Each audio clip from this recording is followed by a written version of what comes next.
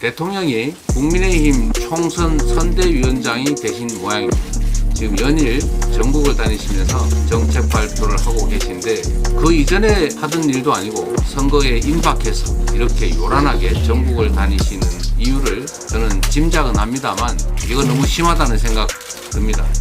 역대 어느 정권도 이러지 않았습니다.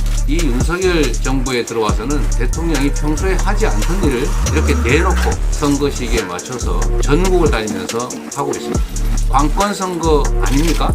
대통령의 정치적 중립 의무 위반 아닙니까? 공직선거법 위반 아닙니까? 자중하셔야 합니다. 옳지 않습니다. 대통령이 국민의힘 총선 선대위원장이 되신 모양입니다. 지금 연일 전국을 다니시면서 정책 발표를 하고 계신데 그 이전에 하던 일도 아니고 선거에 임박해서 이렇게 요란하게 전국을 다니시는 이유를 저는 짐작은 합니다만 이거 너무 심하다는 생각 듭니다. 역대 어느 정권도 이러지 않았습니다. 이 윤석열 정부에 들어와서는 대통령이 평소에 하지 않던 일을 이렇게 대놓고 선거 시기에 맞춰서 전국을 다니면서 하고 있습니다. 관권 선거 아닙니까? 대통령의 정치적 중립 의무 위반 아닙니까? 공직선거법 위반 아닙니까? 자중하셔야 합니다. 옳지 않습니다. 대통령이 국민의힘 총선 선대위원장이 되신 모양입니다. 지금 연일 전국을 다니시면서 정책 발표를 하고 계신데 그 이전에 하던 일도 아니고 선거에 임박해서 이렇게 요란하게 전국을 다니시는 이유를 저는 짐작은 합니다만 이거 너무 심하다는 생각 듭니다. 역대 어느 정권도 이러지 않았습니다. 이 윤석열 정부에 들어와서는 대통령이 평소에 하지 않던 일을 이렇게 대놓고 선거 시기에 맞춰서 전국을 다니면서 하고 있습니다.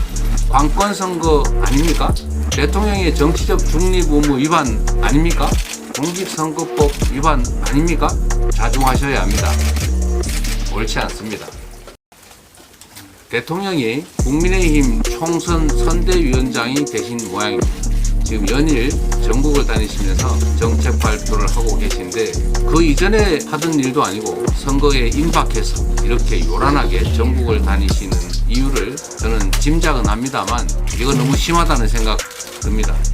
역대 어느 정권도 이러지 않았습니다. 이 윤석열 정부에 들어와서는 대통령이 평소에 하지 않던 일을 이렇게 대놓고 선거 시기에 맞춰서 전국을 다니면서 하고 있습니다.